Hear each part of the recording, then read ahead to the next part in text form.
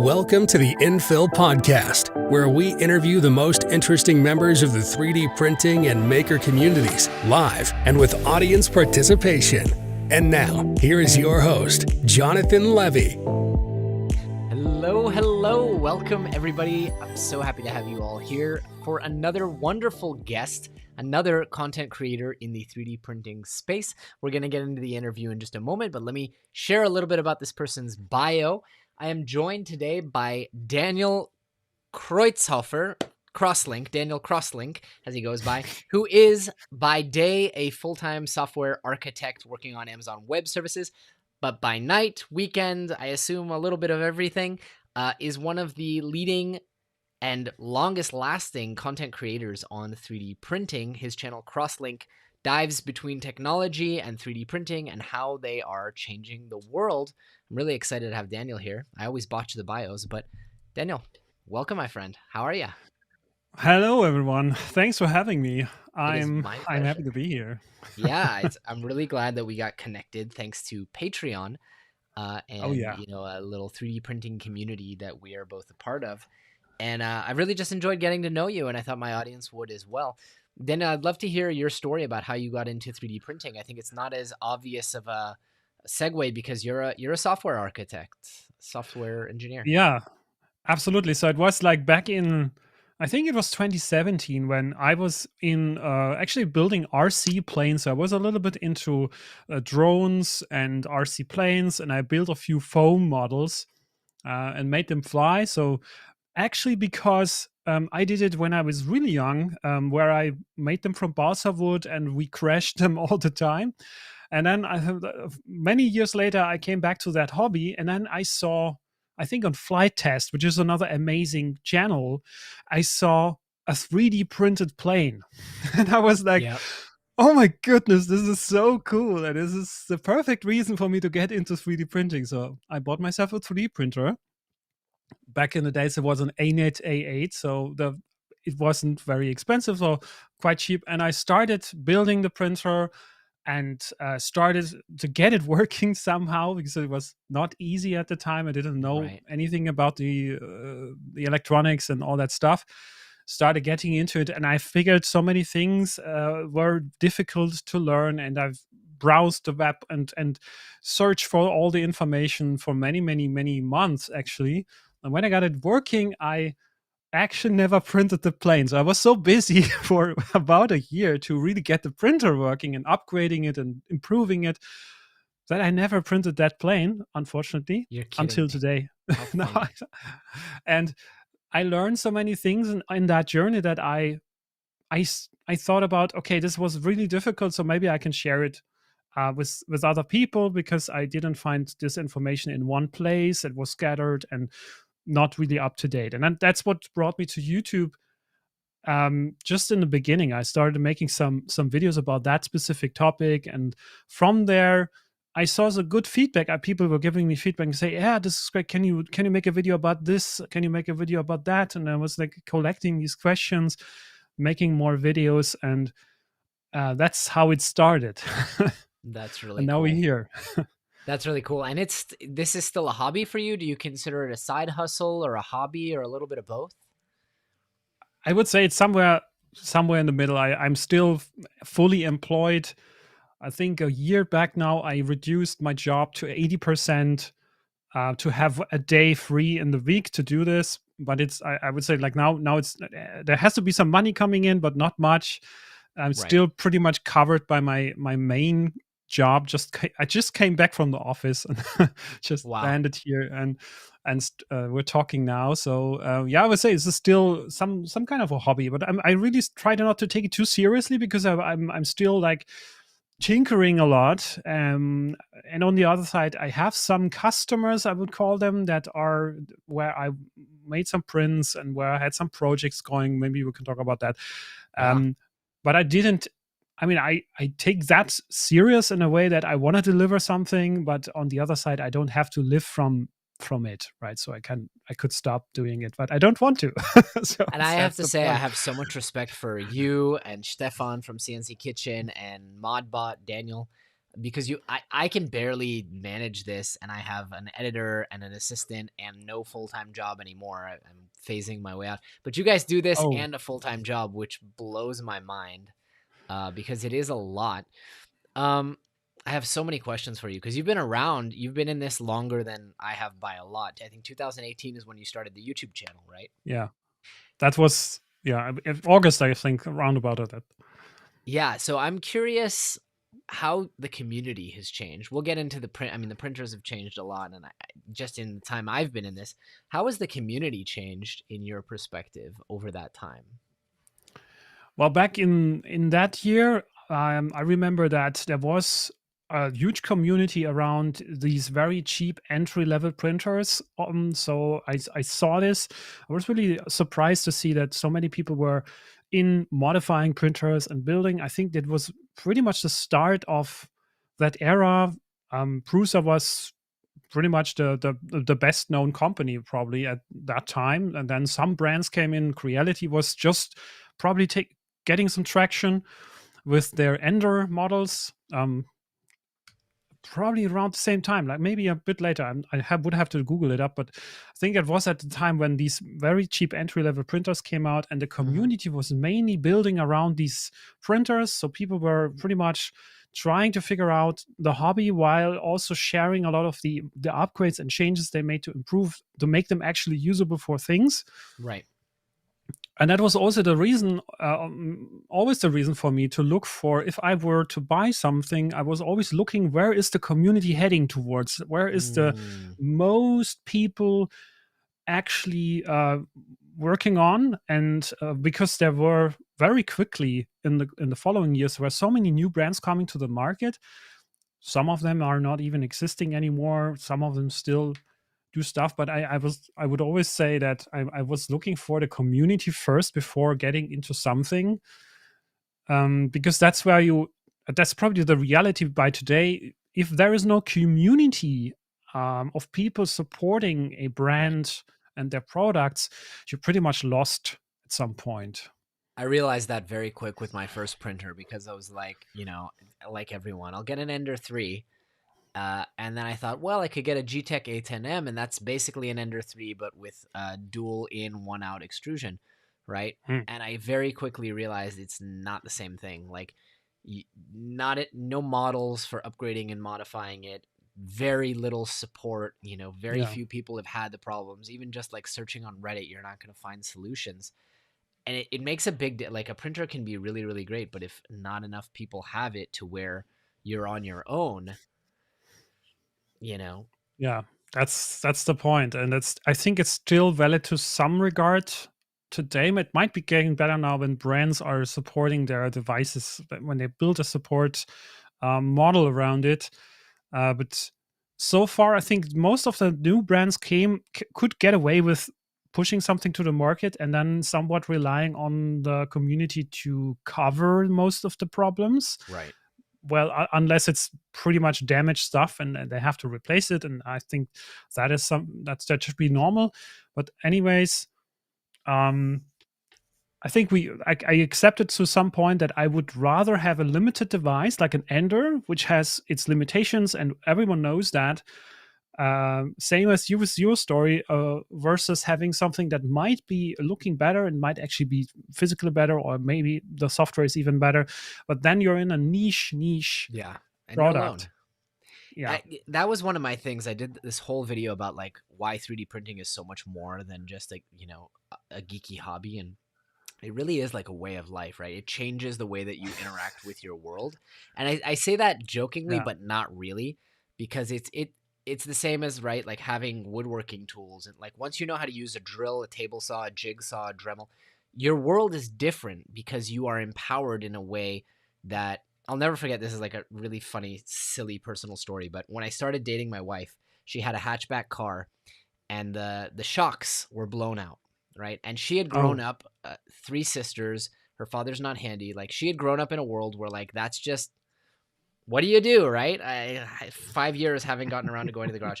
And I saw that maybe the first time she like drove me in her car, and I ordered the part and I switched it out and it was done. And she just, I think that's when she decided to marry me, because like the way I live in the world is different. I don't live with squeaky doors, and I don't live, she would put the hatchback on her head as she went through the trunk. Um, so I think 3D printing is the same, right? Like I have a widget. I'm not happy with the widget. I'll design my own widget and change it. And I really think it Yeah. changes you. I'm curious, have you seen, as printers have become better and as they have uh, become less of a niche geeky hobby, do you think the average person has changed? Are people today in the community, your fans that are commenting today, are they less handy than the original people? Or is it the case where, I'm talking a blue streak here, but I've noticed in the Mhm. Bitcoin community, in the beginning, it was only cryptographers, and then people come in. But what's interesting is there's an indoctrination. So you come in, you're a noob, you don't know anything about, say, 3D printing, but by virtue of getting into the hobby, you change, right? With 3D printing, you become more technical, I think. And I wonder if you've experienced that. Yes, I think to some regard I see this happening. People stumble into the hobby, would say, as I call it. Right. Um, then they think, I think that's the sometimes the misconception is that you can, if something doesn't work specifically, like if you have a problem, then there is the community is gonna help you. That is Yeah. true to some regard. Right. But it's also true that I think a lot of people now, and it's same for me, they don't want to give you the fish so much, but they want to teach you how to fish. Totally. I would always try to do that because these people have also to understand to some point, and I think that's happening quite quickly then. Oh my goodness, I have to learn quite a few things now to really Yeah. get into it and really understand it. And for me, that was the same. I was actually starting the same way, and now I see that more people have this journey. It is getting easier to some point, probably, that printers are. There's more printers now that are more easy to approach, where you can just get them out of the box and they just work. Right. God bless if they stop working, but there Right. might be some that work for quite a long time before you have to do anything. Right. But yeah, on the other hand, it is that um, when we were starting with this hobby, there was many more things that were unclear and that were more difficult than today. So I'd say you can even, like, you don't have to learn everything from scratch today. Right. It's not the same. That has changed probably for the better. Yeah. And the average person is probably not as geeky. It's probably the right thing to say. It's not as geeky anymore, Right. and people really try to solve real world issues. That's Yes. probably what also has a little bit changed. Like back then, there was lots of a lot of people getting into it to print fancy things and Warhammer figures, and that's Right. pretty still. But now I see more and more people like really doing functional things, repair Right. things. It's Uh, interesting because and people don't like when I say this because people are scared of cryptocurrency, but it's so analogous to Bitcoin.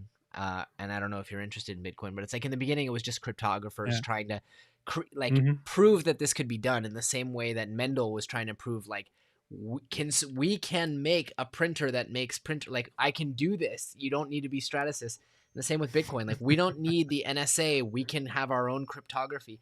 And then as time goes on, you get people joining in, and the hobby becomes not just about creating the hobby. It becomes like, okay, what are we going to do with it? So you have people who know nothing about the technology, say, of Bitcoin, but they're really Hmm. interested in, like, hey, how do I get stores to accept this? Or how do I empower people with this? Or how do I create content around it? And I think it's true with 3D printing. It's like, there will always be the Voron, like, my hobby is building Oh 3D yeah, printers, but we're now yeah. getting to the point where the hobby can go beyond that. I mean, not now, maybe in the last 5 years, but the hobby can go beyond that, and you don't even necessarily need to know how a stepper motor works, or, you don't need to know bed leveling anymore, potentially, but you can Yeah, just focus in on, that's like, how true. do I print and design my own parts? Yeah, I wish actually that more people would do it, to go and really like create more instead of just going and downloading something that has been built by someone else. Right. And I mentioned that multiple times. I think when I got into it, it was really about the printer, modifying and tinkering the printer and printing anything. And now I'm personally changed, and I started creating things. I started building things, and had to learn processes before the actual 3D printing, and then also after the 3D printing. So electronics and assembly of things, and how to do multiple things, to attach them properly, how to make them fit together, how to do CAD design. Reverse engineering, 3D scanning, all these things. There's so much more. Yeah, I love, and I've said this probably 10 times, but I love that there are rabbit holes you can go down, right? You can go down the polymer science rabbit hole. You can go down the CAD rabbit hole. I'm really into the CAD rabbit hole right now, and I have Michael Laws from Teaching Tech to thank, because I was in Blender land and just making messes of all these meshes. And then I discovered Onshape through him, which was my introduction into parametric modeling. And I'm like, wait a minute, if I made a bad measurement in the beginning of the model, it doesn't mean I have to redo everything. It's been remarkable. What do you model in? What's your 3D modeling software of choice? I use Fusion 360 pretty much right from the start. I was trying to figure what is the best tool. Probably everyone has that story at the beginning. You're looking for something to start, and I was looking into Tinkercad pretty much from day 2. Probably ran into issues with it and limitations that I didn't want to accept. So I said, okay, I need probably something that is a little more professional, but I don't want to pay a fortune on it. Right. And so I got the free version, and now I'm on the I think it's the startup edition, which is still free. And they extended it even another year now. So that's my tool of daily use, I would say. And it has so many things where I'd say, oh my goodness, if I didn't have that. I looked in other programs, like just the storyline, for example, going back and forth, all the changes that you did, like in Photoshop, basically. I wish I had that. Someone asked in the comments if we'd tried FreeCAD. I've never tried it. I went into Onshape and I really like it, but I'm like I love Google Docs. I haven't used any Microsoft products. So like for me, the idea of something just being in the cloud and like my MacBook is completely disposable to me, I love that. All my stuff is in Google Docs, and same with Onshape. So Onshape didn't sponsor this, but they are a sponsor. But tell me about your printing journey. So I know in the beginning of your content, some of your most popular content was around like modifying. Are you still heavily into modifying, or has that changed as printers have gotten better? What's the content that you're most excited about creating and that your audience is most responding to these days? Yeah, that has changed several times. So in the beginning, it was really about the modifications, and pretty early, I discovered that I still had these software developer skills. So I was pretty heavy on that Marlin firmware customization side, which got a lot of traction on my channel. So building and configuring Marlin firmware for all kinds of different printer models, so including Ender models and stuff. And as soon as 32-bit mainboards were available, a little of these problems went away. So it was getting easier because you didn't have all these limitations with memory and stuff. It got easier. So I deviated a little bit from that, and then went into topics like 3D scanning, for example, with all kinds of devices. So I did look into Kinect, which I had just because I was at that time I was working at Microsoft, and we were doing all kinds of fancy stuff with Kinect. And then I made a few videos about how to scan and use Kinect sensors. And then I went into how to scan with your phone and how to scan with other 3D scanners. So 3D scanning was pretty much taking off at that time on my channel, a lot of views on that kind. And then I got back into tinkering.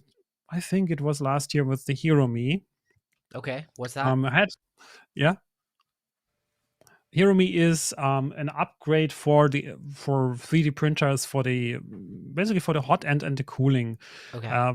Quite modular, where you replace. You take the original parts of your print head, so extruder motor, the hot end and the fans. You can basically take anything that is there, and then you 3D print some attachments plate, which is so-called gantry adapter, and everything that is attached to that gantry adapter. So the only thing that's specific to your printer should be the gantry adapter that attaches the rest of the system to your printer, and then from there you can add any kind of hot end to it. You Okay. can have big blower fans, small blower fans, one blower fan, two blower fans. You can have all kinds of probes, all kinds of extruders, direct drive, Bowden, you name it, right? So there is all kinds of adapter plates for all these different parts, and you don't have to, like, you just keep the base, and then you can attach anything to it. That's pretty modular, and at the same time, it looks pretty bulky, but it's still lightweight. So I think Andy, the creator, posted something about it recently. He said, like, all the parts, 87 grams. Wow. That's not much. I actually compared it to the Voron. It has the Stealth Burner with the Clockwork 2 has 433 gram total Okay. weight. Everything, all the electronics, cables, and stuff. And this is even lightweight, more lightweight. So Ender 3 head now can be less weight than the Voron. Wow. But I think that is not the point. It is more about the modularity, that you can go tomorrow and say, I'm not happy with kind of a BMG extruder. I want to switch it out for something more lightweight, like the what do I have here? Or the motors. I want to use a smaller motor, so I want to switch it out and print a new extruder. Then you can just go ahead and replace it like in 5 minutes or something. Wow. So yeah, so it's quite modular. Tell me about the whole Marlin thing, because Marlin, how do I put this nicely? It's tough to be a fan of Marlin right now, right? With all the changes, and it seems like a lot of people are jumping ship to Clipper, and you've put in a lot of work to Marlin hacks and tutorials and stuff like that. How is your relationship with Marlin these days? I'm still pretty happy with it, to be honest. I definitely see the point of Clipper being driving the printer faster and probably having more control over especially high-speed printing. But on the other hand, it has also some restrictions. Like for example, nowadays Raspberry Pi is very expensive, and Right. to get your hands on a Raspberry Pi, I just tried the other week. Try to get at least one new Raspberry Pi for a project. It was impossible to get it unless you I've got two pay. of them sitting here if you need. Yeah. I mean, I got it. I'm pulling them all off my printers that are running Octoprint. I don't need them anymore. Yeah, that's the point. Like, I was trying to get my hands on it. I say, okay, if I need Clipper, I would probably want to run Clipper on my or Octoprint with Clipper or something, or Mainsail on Clipper on the Raspberry Pi. And I think still for that, if you just have your printer and you just want to have a custom firmware that can utilize all the functionality and gives you a lot of features without investing additional money, so to say, Marlin is probably still the best thing, and RepRap firmware is the other option, I'd say. Right. And the next step might be Clipper. Then you need to do some investment. Just personally think you need to accept that you take some money and invest in more hardware. Then you can run it. And that's why I still love Marlin. True. Yeah. I was looking to put my Prusa on Clipper for content mainly. And I realized pretty quickly that, like, it's actually hard to get it on there because the board has some write error.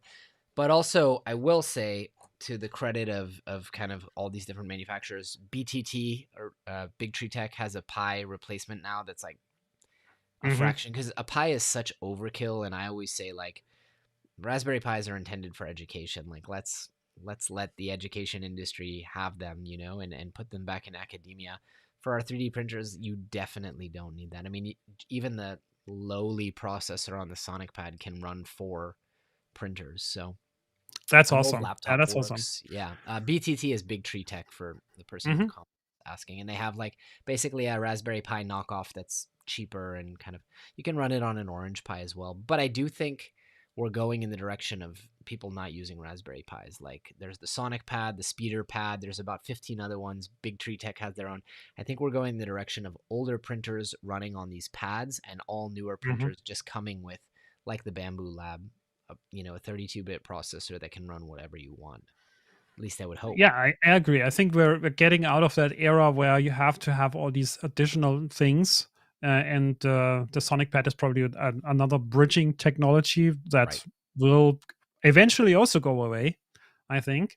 Right. That's just something temporarily to solve a problem that shouldn't be there in the beginning. But that's why I think the Marlin thing is, if you have something like still having some Ender printers, Marlin's probably still perfect for that. Right. Sovol with the new printers, they are also still using Marlin. Yep. And you can clipperize them, right? Yes. You can go into I did. I clipperized the SV06 and I was printing 28-minute benchies all day long. And it was fantastic. Awesome. I mean, my thing is obviously input shaping. Marlin input shaping is so far behind. But then also, I mean, I love Gina and I love the work she's done with Octoprint, but Clipper just runs so light. Like I run mainsail on my Voron, and it's just so light and responsive and not kind of bloated, I guess is what I would say. And I like clean. I want everything to be like svelte. So that's what attracted me to Clipper, I think, more than anything. But there's no doubting that, like, if you want a reliable printer that's just going to work, Marlin or RepRap is the way to go. Yeah, that's the question is, for these printers anyways, is always like, what's the target audience for this device, and like who's going to be in front of the printer operating it? What's the expectation there? And printing fast, I get it. I learned to appreciate to do prototyping with a very fast printer. Oh, man. Totally. Super awesome. But I also saw there is drawbacks to that. So once you reach the point of mass production, and you want to go for the highest possible quality, you want to have something that's very polished, very, very nice, shiny, you will have to step down and step back and say, okay, high-speed printing isn't anymore the thing now. It's more like... And I've realized that. I just printed a Voron 0.2 spoiler on my 2.4, and I was getting failures because when you're printing at 300 millimeters a second, all it takes is catching on a tiny little bit of infill that has picked up, and all of a sudden you're completely off. And if you're printing 60 pieces on a 350 millimeter bed at once, like that's a lot of material wasted. So I just cranked down to 80%, and all of a sudden all my prints were perfect. I wake up in the morning after 13 hours and you have 50 pieces just chilling on your bed. So there is something to be said about just slowing down. Yeah, I never ran the Bamboo, for example, and don't run them higher than the normal speed. So I always choose normal speed. Right. There is sport, and I think it was called ludicrous. Right. Now it's How do you get into those modes? I've never been able to. I saw it on a printer at Formnext, and I haven't been able to figure out with my own. Like how you can change that when it started printing. So there is, as far as I know, there's no way to directly set it in the in the slicer, but when it starts printing, you can go to the touch screen and change it, or you can go into the Bamboo slicer and then go to the device control and change it just on the little speedometer. I've never been able on my personal device to figure it out, but I will play with it today. Very cool. So what is your pretty soon I want to know what your go-to printer is, but first we do have to thank today's sponsor because I always forget to do it. And that sponsor is the fine folks at PCB. I always mute myself. I don't know why, but I mute myself. PCB Way is your one-stop shop, ladies and gents, for not only PCBs, but also injection molding, 3D printing, industrial 3D printing, SLA, powder, really anything. Sheet metal manufacturing, CNC, like literally anything that you could want to do or produce. They make incredible quality products. They give you a sign-on bonus. They just really support the community. They support a lot of different channels, a lot of different makers. They're our longest standing sponsor. So no matter what it is you guys want to make, whether it's leveling up your 3D printed projects, adding PCBs, electronics, or making production ready products with metal components, check out PCBWay. They're awesome, wonderful human beings to work with. I've really enjoyed working with them. All right.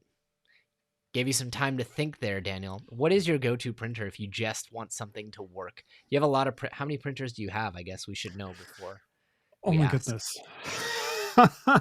Okay, let me quickly count them. 3, 5.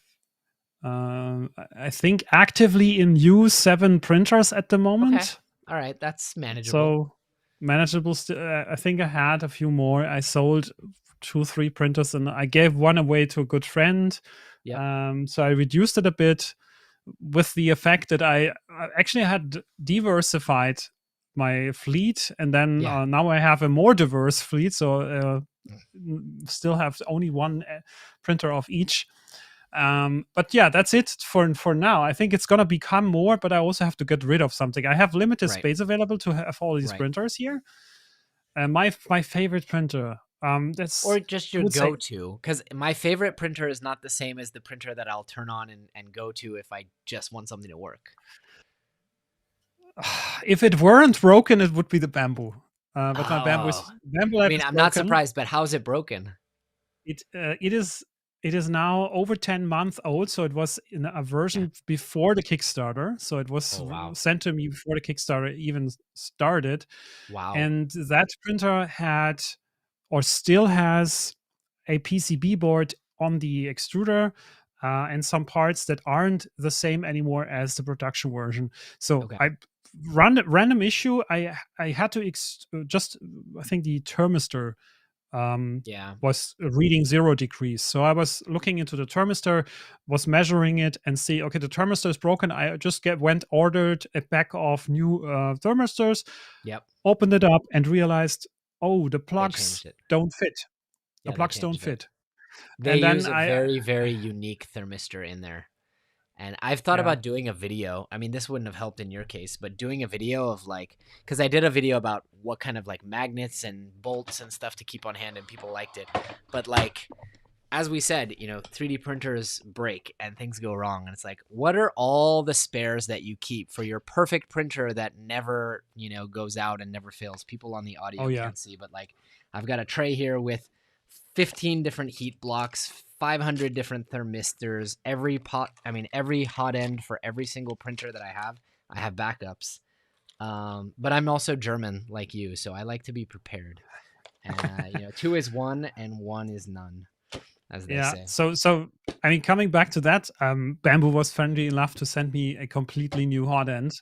So nice. My job is now that I have to replace everything. And do it. So probably a few hours of work in the front of me. And my second favorite is probably the Prusa Mini. The Prusa Mini has been a workhorse since 2 years now. So I'm just using it. The only modification I did to this printer, I replaced the extruder, so the standard, with a Bondtech IFS, which is pretty much it's a dual gear. I didn't know that the Prusa Mini has only a single gear, and it has a dual gear extruder, and it has the filament sensor inside, so you have not this thing dangling around anymore outside. And it was super reliable since then. And that's basically my second favorite printer at the moment, and it's printing all parts for my upgrades for the Hiromi. That's awesome. Have you built any Vorons? Have you done any 3D printer builds from scratch? It has been a long time ago, to be honest. I was looking into getting a Voron. I'm still not sure which one. I probably take the biggest one. That's what I did. Well, the biggest one just changed because at Rocky Mountain Rep Festival they released the V24, which is 24 inches or 600 millimeter print volume, 600 by 600. 600. So I used to say I have the largest Voron you can build, but not anymore. But 600, that's what I wouldn't even know if I can fit it on my workbench. It actually literally doesn't fit through any room, like any door. So where you build it is where it stays. What are the outside dimensions then? Big. I'm sure that Nero's gonna do a lot of content about it. He had some videos and stuff that he already uploaded. It's gonna be well. But I highly recommend the Voron project. If for no other reason, then it's just super fun. I mean, it's a lot of work. at least the Hmm. 2.4.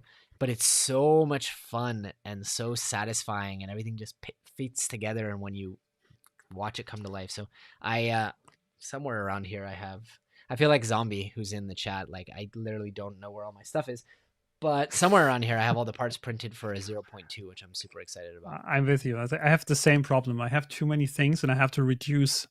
So it is otherwise unmanageable. Anyways, like I think I will probably get into Voron at some point, but I have to focus. Like my problem is Yep. more that I have limited amount of time available, Yep. and I always have to. I'm jumping between projects. Recently, I did, and it's still unreleased. I did a monitor lamp project just for fun Mm-hmm. to improve my CAD skills. So I did. I think it's, I don't know, 10 parts or something that have to fit together with multiple screws and stuff. And then I finished that, and I went back into my computer case project, which Yeah. required some changes. And then I now I'm in building a printer, so I always have hopefully not more than 3 projects going. Yeah. It is focus problem, and in the end.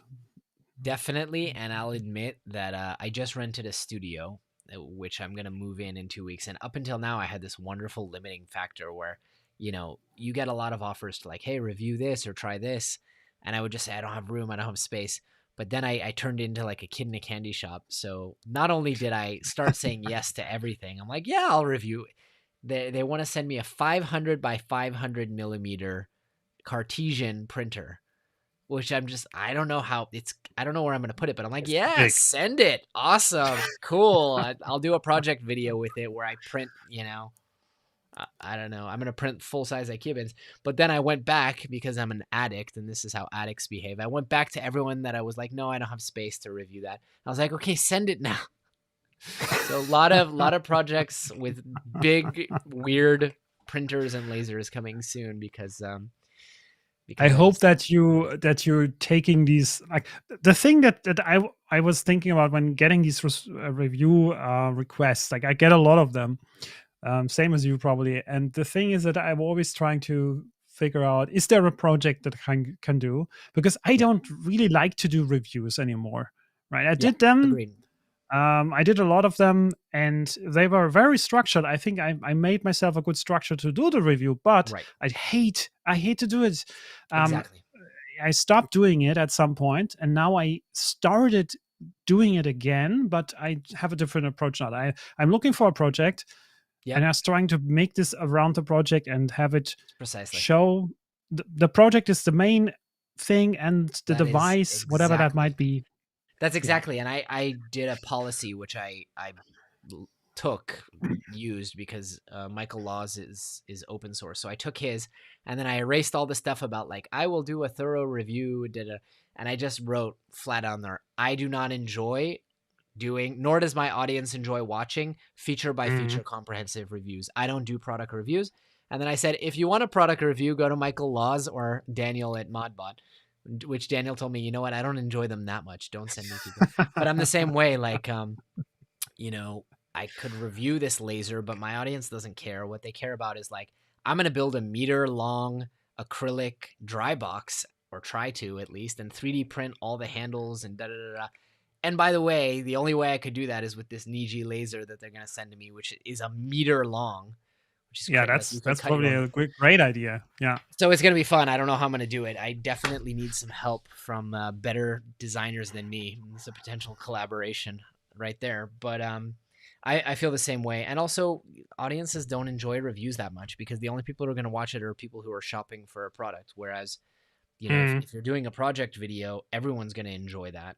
And you don't have to get into the whole, was I paid for this? Was I not paid? It's like, this isn't a review.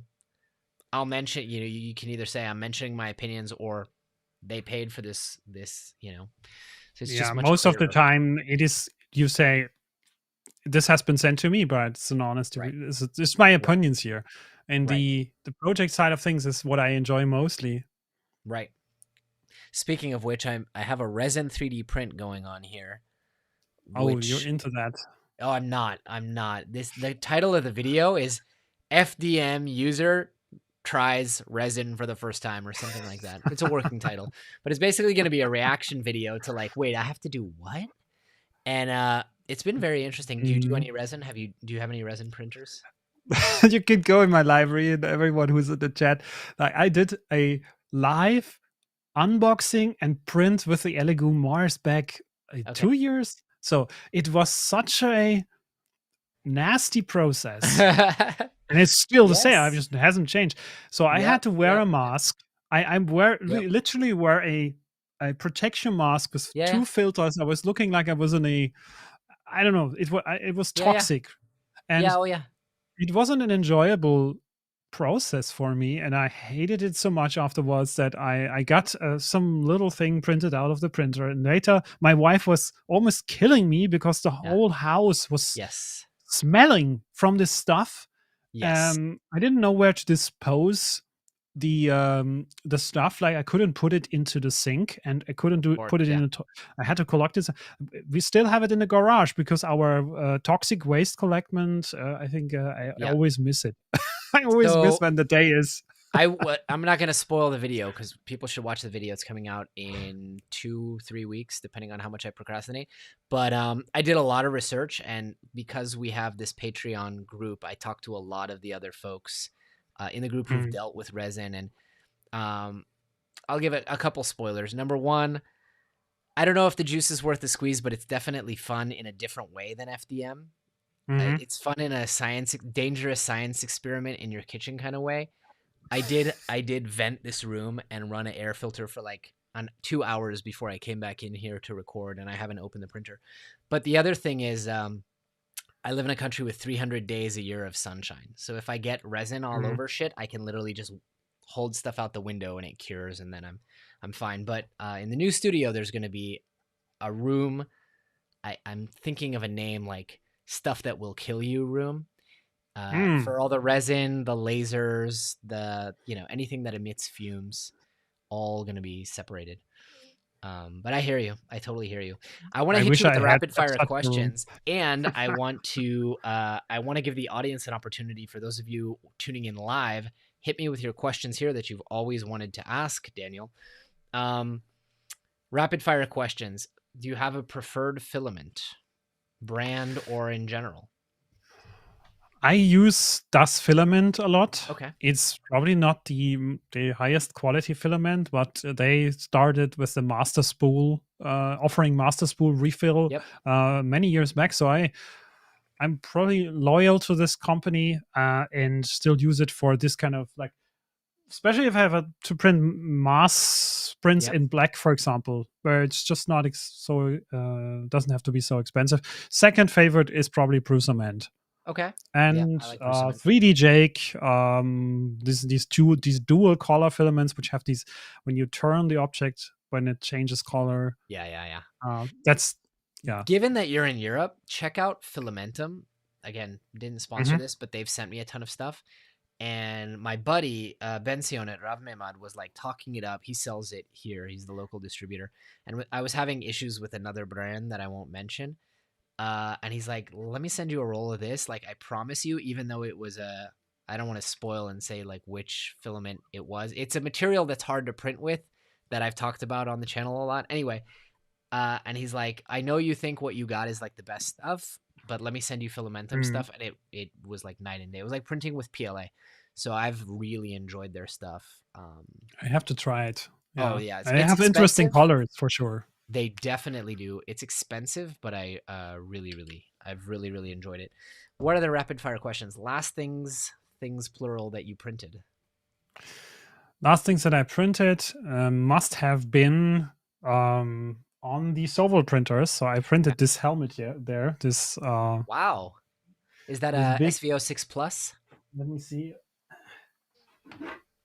Yeah, that's the SVO6 Plus, and that was I think it was almost 2 days printing this Mandalorian helmet. And I realized I chose gold filament, but I'm not so happy with it at the moment with the color. So I'm probably still going to paint it. Right. So forget about the gold. Anything functional with silk filaments, they get the layer adhesion can get really dodgy, I've found. Yeah. I mean, some of the parts that I printed recently, just a few days ago, I was super busy the last couple of days, but I printed these upgrade parts for the ender to hold my extruder and my hot Right. end, and all done on the Prusa Those Mini. look like Voron parts, believe it or not. That's Prusa meant orange. Oh, I love that stuff. My whole tool wall is made of that, and I'm going to do another tool wall in the new space. And it's one of the only filaments. This sounds so spoiled and entitled, but I'm very blessed that it's one of the only filaments that I have no, discount code or affiliate link or Mhm. don't get for free. And I still was like, no, that Prussian orange, like it has to be Prussian orange, even if the whole workshop build will be sponsored or whatever. Like it has to be Prussian orange. We have a good question here from Zombie Hedgehog. What was the first Oh, project that you designed and printed? which was the first one? Yeah, that was really from scratch with no template. That was my monitor desk lamp that I'm currently working Okay. on. That was really a project that's totally from scratch when there was no previous thing going on. Many other projects that I got were either 3D scans where I had to reverse engineering some spare part, but there was like the Okay. original physical part 3D scanned, reverse engineered. So I wouldn't call that an original thing. And the lamp is probably the first thing that I really designed from scratch, right? Awesome. What are you most excited about in the 3D printing industry for the rest of the year? Oh, I have some anticipation about Core XY taking over the world. Same.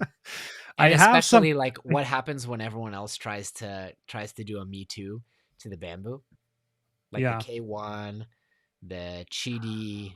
Everyone's gonna have one, you know. yeah. The Yeah. question is like, you have to still look at the pricing. I think that what people shouldn't expect that this is getting so much more, uh, so much cheaper.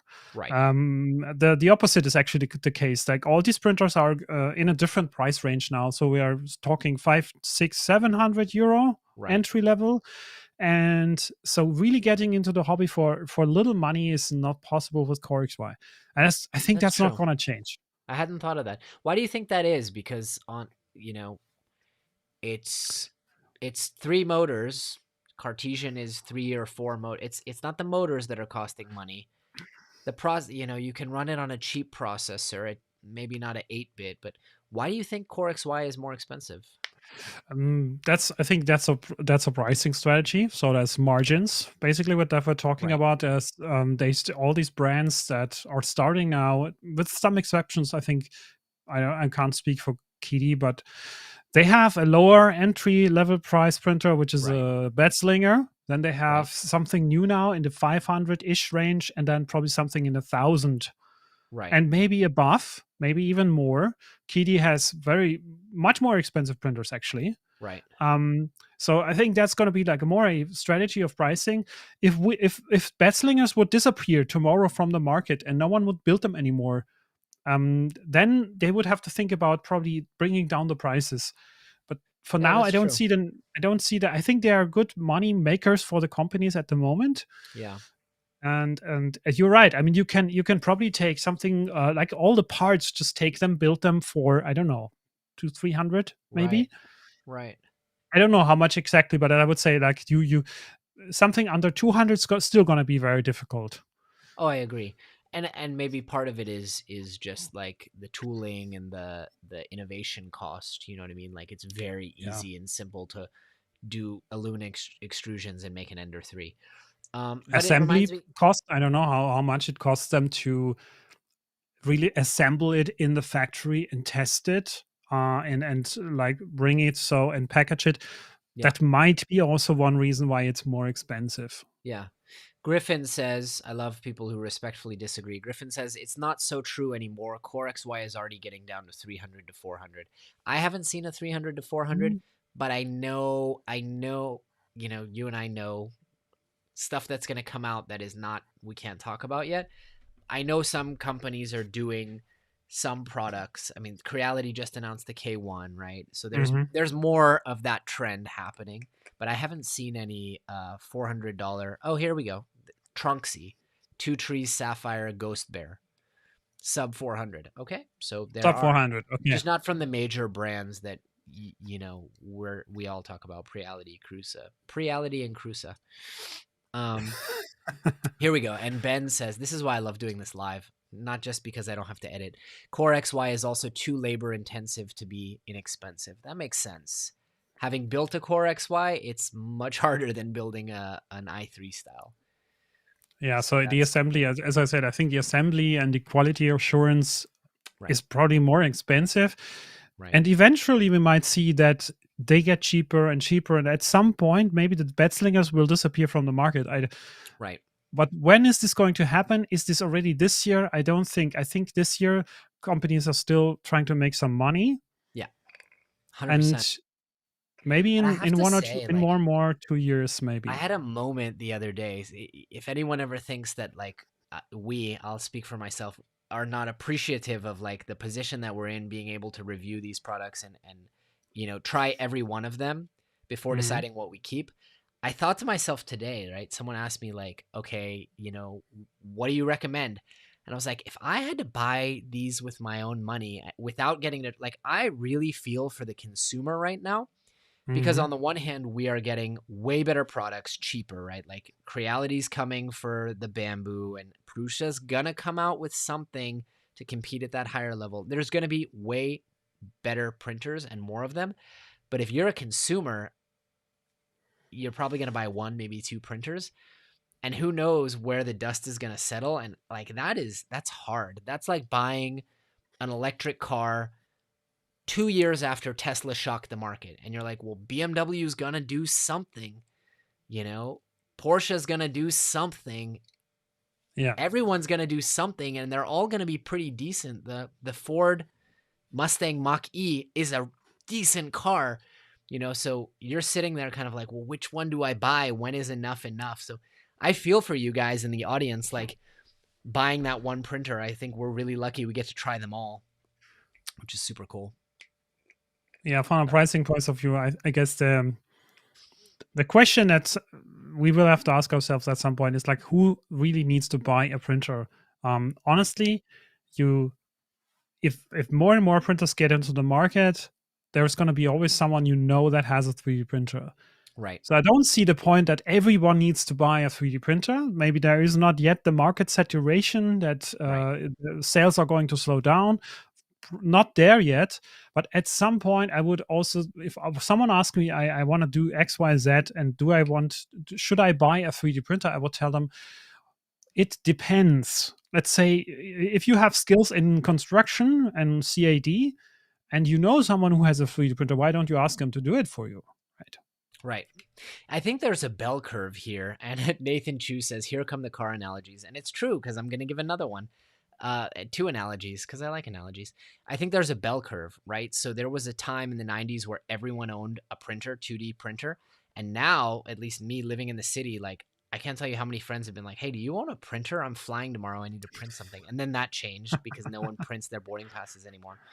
But I think most of the people in my life don't own printers, and that's happening with cars as well, ride sharing and things like that. So I think there's a bell curve, maybe. I hope, because I think it would be really cool for more and more people, because of what we talked about in the beginning of the episode, the empowerment of like getting into 3D printing and understanding like I could model this in Tinkercad. I don't need to be an engineer. That's been really the eye-opening, life-changing thing for me, is like, my whole life, I was like, I'm pretty handy, but I'm not an engineer. I can't design my own things.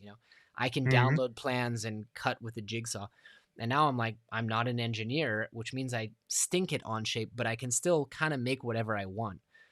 And that's empowering in a way that I really hope more people experience. But then, yeah, long term, does it make sense for everyone to have a 3D printer on their desk? Definitely not. No, maybe I've seen public libraries offering this as a pretty cheap service. So they have printers. Schools, of course, like in the education space, there's no question that you can just go to the lab and print something. There is these maker spaces now, more and more.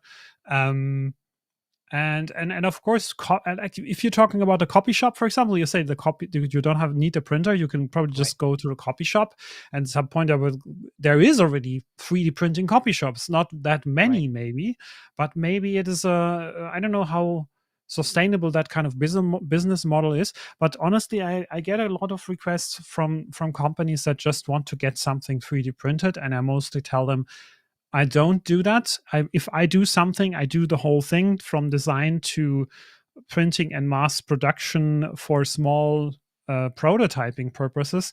But that's a totally different story from the pricing perspective, because you're pricing not only the 3D print, but all the design work that goes in. And these projects are much more expensive, of course. Right. And people love to come to you and they're like, yeah, I need it to be, my dad does this to me all the time. He's like, I need it about this big. I'm like, I finally told my dad yesterday, I was like, Dad, this machine prints microns of, like I can print to 0.1 millimeter spec. So when you say this big, it's like, I see. It's not helpful. Very, very cool. Couple questions before I let you go. Is there anything I should have asked you, or that you hope that I would have asked you? Anything that you wanted to tell the audience that we didn't touch? I don't know. Like maybe where is this all going in the future? I think we talked about it in the beginning, and my personal point of view on more from the creator perspective.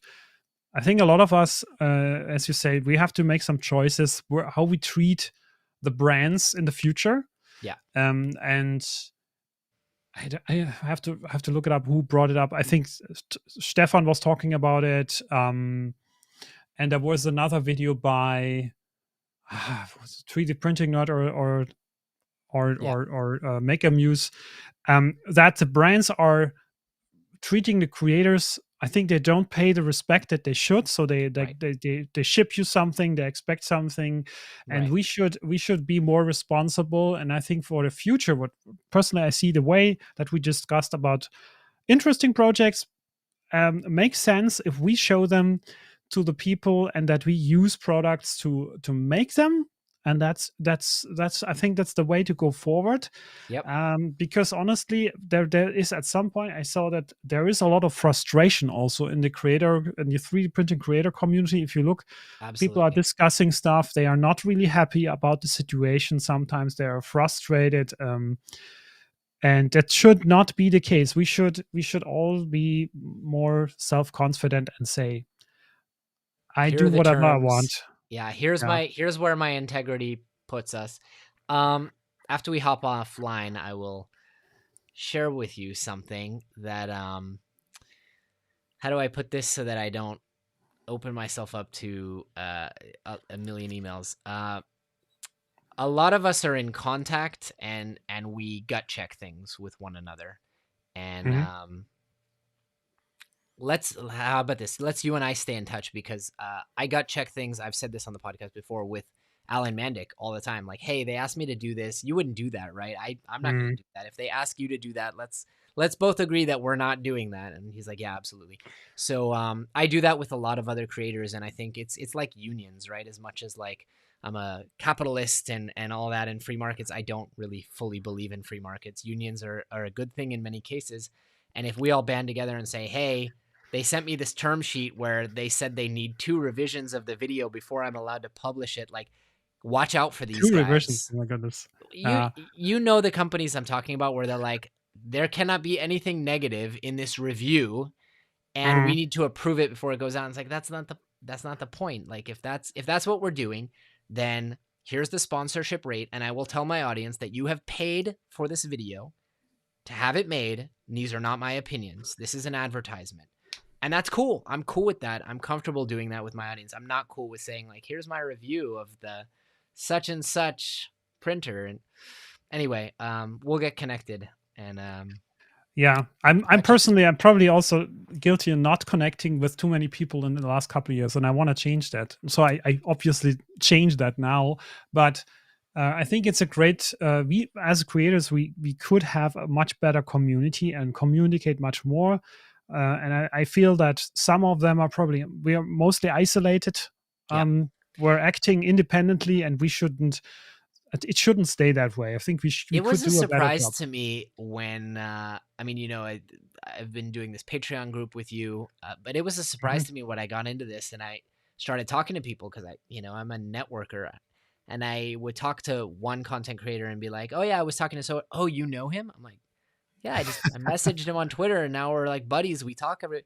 Wow, could you intro me? I'm like, how do you guys not all know each other? There's like 10 people in this, 20 if you go out past the the 100K, 150K.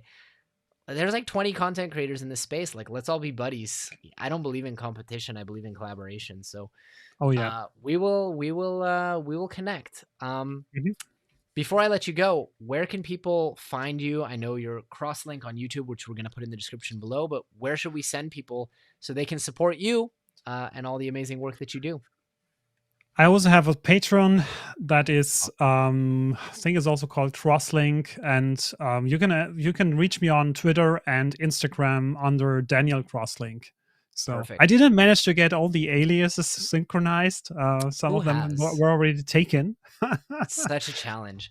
I feel like But, you and I could talk for another 2 hours. Would you be willing to come back on the show? We'll talk again soon. Sure, if you want, My friend. I'm there. I will. All right, everyone Thanks for in having the me. Chat who tuned in live, thank you guys for tuning in. Make sure to hit that like button so that YouTube doesn't bury this, because lives do not get as much lift as they should. And thank you all for tuning in. Daniel, thanks so much for coming on the show, and we'll connect after this. Thanks, Jonathan. All right, take See you care. guys soon. Bye bye.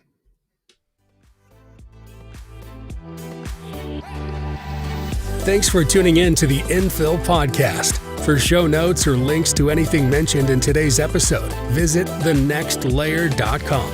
If you enjoyed the episode, please don't forget to leave us a review wherever you're listening, or click the like button to let us know. And consider subscribing to The Next Layer on YouTube so you can tune in live and participate in the next conversation. We'll see you on The Next Layer.